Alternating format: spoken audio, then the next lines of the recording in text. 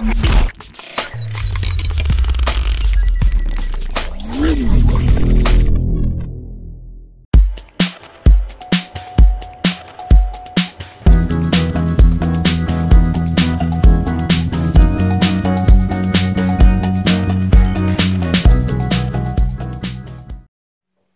c'est John, on se retrouve aujourd'hui pour la vidéo test du Vivo U3X. Voilà, donc téléphone d'entrée de gamme, on peut dire même low cost, qu'on retrouve dans les entre 90 et 100 euros pour la version 332.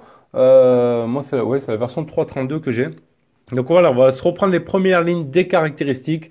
Donc téléphone qui nous propose un téléphone à triple APN ici. Donc on le voit là dans un dégradé rouge-noir. Quand même assez sympa le design, hein. C'est plutôt pas trop dégueulasse. Donc téléphone qui nous propose, hop, on va le déverrouiller ici. On va se mettre un peu de luminosité. Là.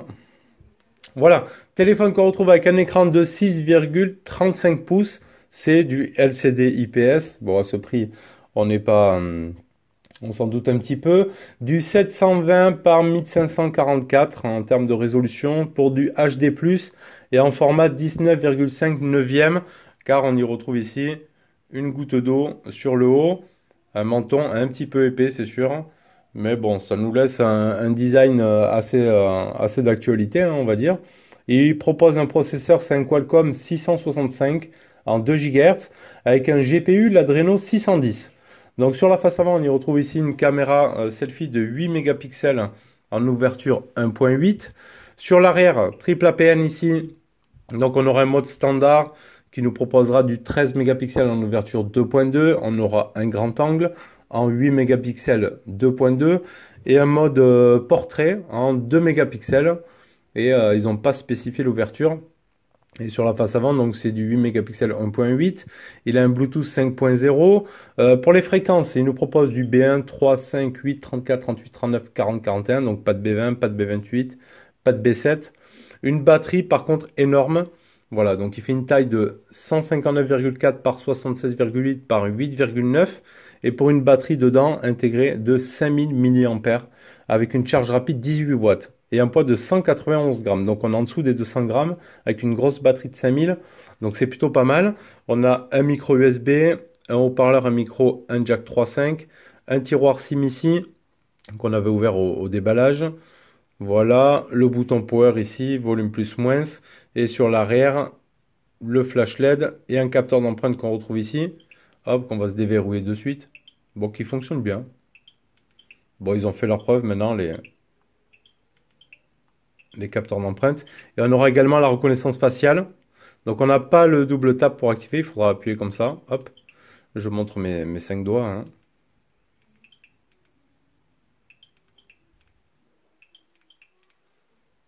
Donc assez rapide pour ça, donc c'est plutôt bien. Une coque silicone, on l'avait vu dans le déballage, de quoi le protéger. Allez, pour notre face avant, donc l'écran, ce sera que de la résolution HD+. Voilà, on a l'absence de LED de notification et n'ayant pas d'AMOLED, on n'aura pas de Always On Display. Donc les notifications, aucun affichage pour ça, donc c'est un petit peu dommage. On aura le centre de contrôle ici en bas sur lequel on pourra gérer ici notre luminosité directement. Donc voilà, bon c'est rare, bon là il y a les lumières qui éclairent pour la vidéo, donc il faut que je monte un petit peu pour on y voit clair. Mais rare il a été les moments où j'ai forcé ici la luminosité. Donc sinon ça reste quand même plutôt propre, hein. Plutôt propre en termes de résolution quand même. Même si on n'est que sur du HD+, hein. Bon c'est un téléphone à 90-100 euros, hein. Hop. Ici on va les rader un petit peu. Hop. Les pixels. Donc ici en full screen. Donc on peut voir bien la taille du menton ici.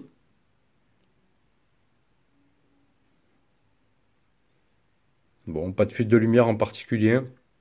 Ça reste quand même homogène. On n'a pas de tracé noir ici sur le côté, comme on peut retrouver des fois sur des LCD IPS. Donc on va aller dans les paramètres. On va aller se voir un petit peu ce qu'on nous propose en termes d'affichage. Donc on aura la luminosité automatique, la protection visuelle des yeux, et on aura le mode sombre, hein, comme on retrouve beaucoup chez les Vivo, et Vivo et Realme même. Et ce qu'il y a de bien avec eux en termes de mode sombre, c'est que ça nous met vraiment complètement, pratiquement plein d'applications mode sombre. Or, genre Facebook, il n'est pas encore disponible en termes de mode sombre, et là il est en mode sombre, voilà, et même sur le Mi 9T, je ne l'ai pas en mode sombre. Donc ça c'est un petit peu dommage. On retrouve pas mal d'applications comme ça. AliExpress il me l'a pas mis là, hein. Sur l'autre Vivo il me l'avait mis. Donc voilà, on y retrouve pas mal de modes sombres. Déjà rien que Facebook c'est plutôt sympa de l'avoir en mode sombre. Donc on a ça dans les paramètres d'affichage. Donc après on aura le mode portrait, le style de la police, la taille de la police, le réglage de la température. Donc on pourra mettre du plus chaud, du plus froid, etc. Donc ça c'est plutôt pas mal. Vous voyez que là je navigue avec les gestes de navigation. Donc ici si je reste comme ça, hop, pardon. Ici on aura le multitâche. Ici, je reviens là. Sur la gauche, j'aurai tout mon centre de contrôle avec mes points Bluetooth, Wi-Fi, etc. La lampe torche, ici. Le mode ultra jeu aussi. Donc ça, c'est pas mal d'avoir ça même sur un téléphone d'entrée de gamme. La localisation, etc. Le mode silencieux. Donc ça, c'est pas mal. Et toutes les applications que je viens d'ouvrir ici, je peux fermer ici, hop, en jetant tout simplement ici, hop, par-dessus. Donc ça, c'est plutôt sympa. On va se faire un petit tour de la ROM. Donc on y retrouve le mode avion, bon, la Wi-Fi, le réseau mobile, etc. Le Bluetooth, la barre détail navigation, la navigation du système. Donc moi, j'ai choisi donc par geste. Jovi qui est donc sur l'assistant intelligent en version CN hein, de chez Vivo. Le mode ultra jeu. Donc ça, c'est pas mal de l'avoir même sur un téléphone d'entrée de gamme. C'est plutôt pas mal. Donc on peut y configurer le rejet des appels, le blocage des notifications, les appels en arrière-plan, etc. Le mode ne pas déranger, le son et vibration, les effets sonores personnalisés. Voilà. Donc on a pas mal de choses ici. L'écran d'accueil verrouillage, on l'a vu. Mise à jour du système. J'ai une mise à jour, hein, si je dis pas de bêtises, une petite mise à jour. Donc là on sera sur du FunTouch. Hein. Voilà, mais d'ailleurs j'ai une mise à jour, 310 MO. C'est quand même assez bien suivi, hein. La nouvelle version vous permet de bénéficier d'un système plus stable. Vivo attend votre mise à niveau. Amélioration de la stabilité de fonctionnement du système. Fonction écran tactile optimisé pour améliorer l'expérience d'écran tactile. Donc ça c'est plutôt pas mal. Donc vous voyez, encore une nouvelle version là qui vient d'arriver. J'en ai fait une il n'y a pas longtemps. Autres paramètres. Ici, on y retrouvera à propos du téléphone, on va y retrouver le stockage et la RAM, le gestion des applications, les recherches globales, les applications récentes, le centre de contrôle, le rappel clignotant, bon, ce sera pour allumer le flash LED pour les notifications. Donc, il y a quand même une alternative aux notifications quand même. Vous pouvez faire allumer le flash. À propos du téléphone, donc là, on sera sur une version d'Android 9 et la version FunTouch. Version logicielle, on sera sur du 1.11.4, oui, point 4, pardon, de FunTouch OS. Donc je vais mettre à jour juste après ça.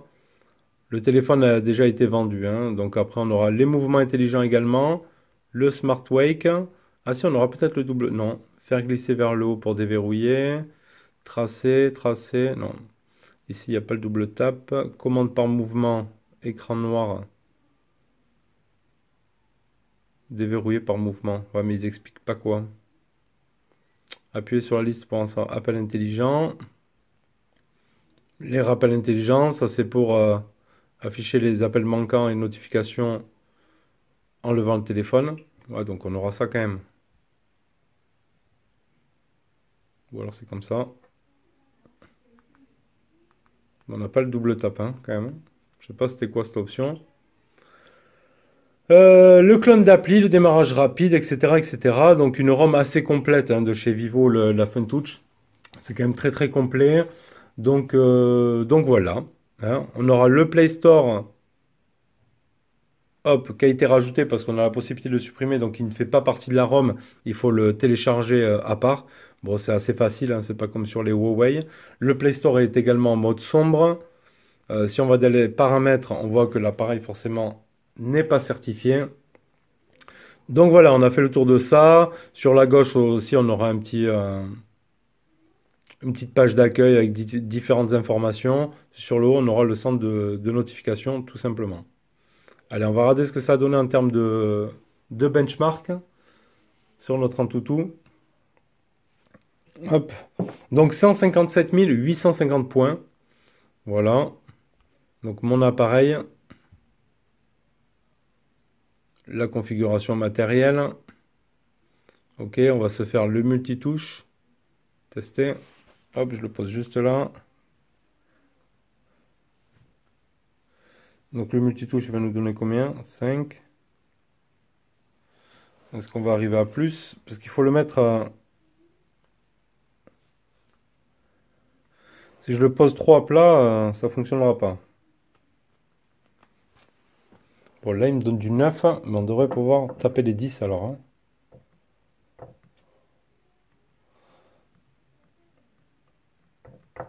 Ouais, il veut pas prendre les 10, mais bon, il y aura au moins du... Il y aura du 10 points, c'est sûr. Hein. Pourquoi il ne prend pas? 1, 2, 3, 4. Parce que des fois, sur un support comme ça ne fonctionne pas. Bon, on aura du 10 points, c'est sûr. S'il m'affiche 9, hein, il n'y a pas de téléphone en 9 points, ça nous fera quand même du 10 points. Allez, on va s'essayer quand même un petit jeu, un petit PUBG, comme ça on va voir un petit peu ce que ça donne. Donc ici, en ouvrant PUBG, on voit qu'il nous ouvre le mode l'assistant de jeu. Donc on peut mettre les appels ici en arrière-plan, bloquer les notifications, le mode sport. Hop, rejeter les vibrations du jeu, désactiver la caméra, etc. Donc ça c'est bon, on peut se paramétrer tout ça. Et on pourra toujours ici voilà, le ressortir sur le côté. On voit ici qu'on a un petit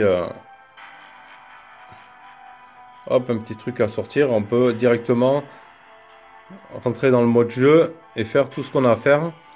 Allez, on va aller dans les paramètres graphiques. Alors l'HD n'est pas dispo. On va se mettre en mode équilibré, moyen, classique. On va rester comme ça. Ok. Et on lance le jeu.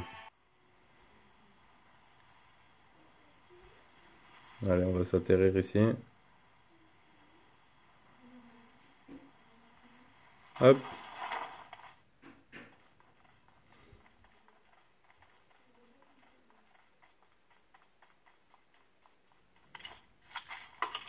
On a des armes déjà, ça c'est pas mal.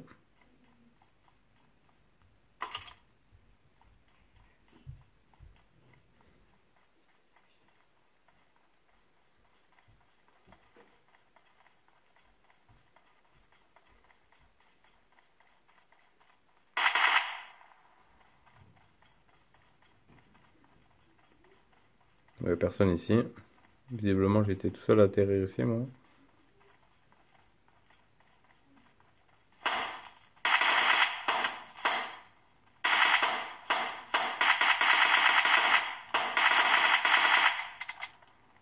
C'est barré quoi.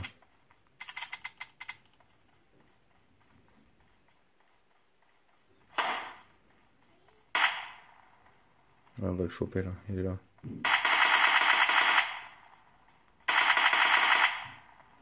C'est bon.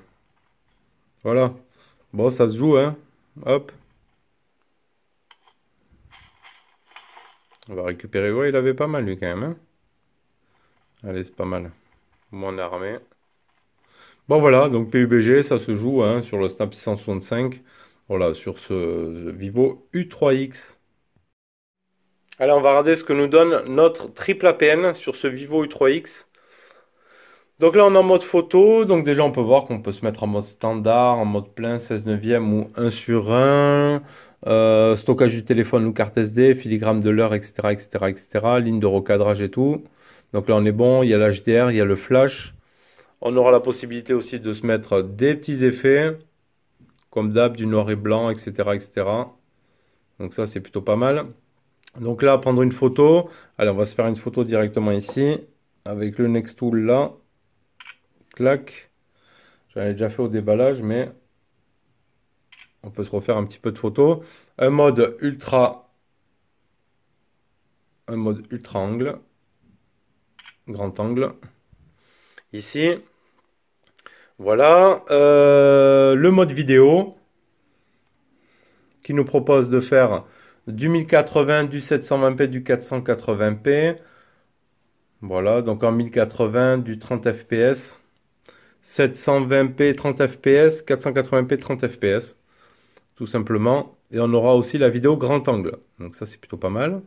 Donc prendre une photo. Ensuite, on aura la retouche de visage AI. On aura un mode panorama et un mode professionnel. Donc on l'a dit, les appareils photo, il y a le standard en 13 MP en ouverture 2.2. On aura le grand angle et le mode portrait également. Sur ce triple plane de chez Vivo, sur ce U3X, avec l'intelligence artificielle qui n'est pas autant poussée que sur les autres modèles. On est sur un téléphone d'entrée de gamme. Voilà. Donc je vous laisse voir les photos et vidéos prises avec ce Vivo U3X.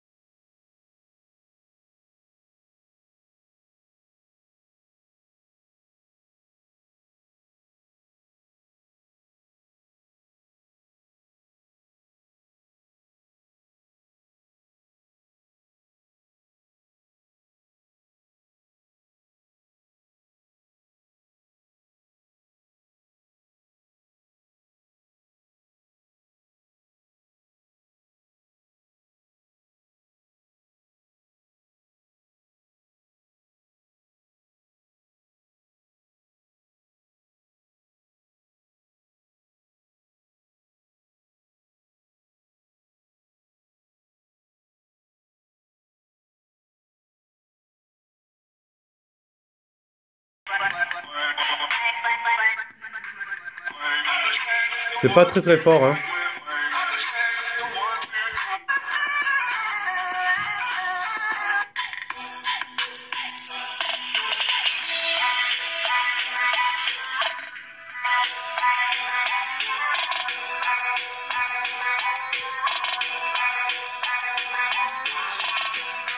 ça manque quand même de basse, hein, ça manque de basse.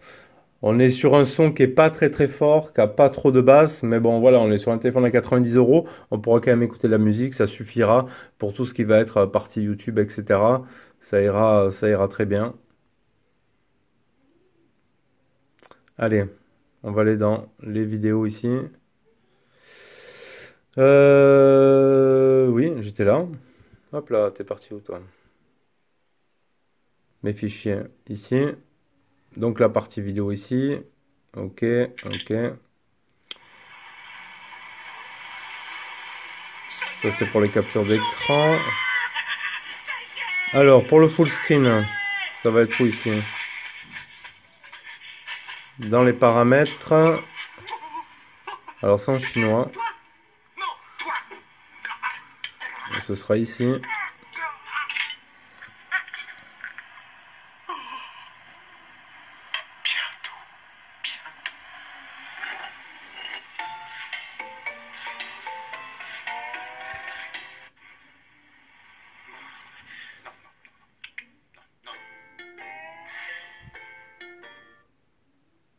On va se remettre ici. Hop là.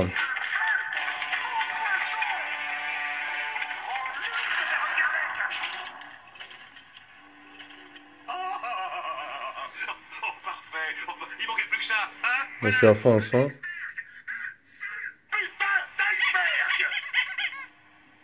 Hop. Donc voilà pour la partie vidéo. Ça fonctionne.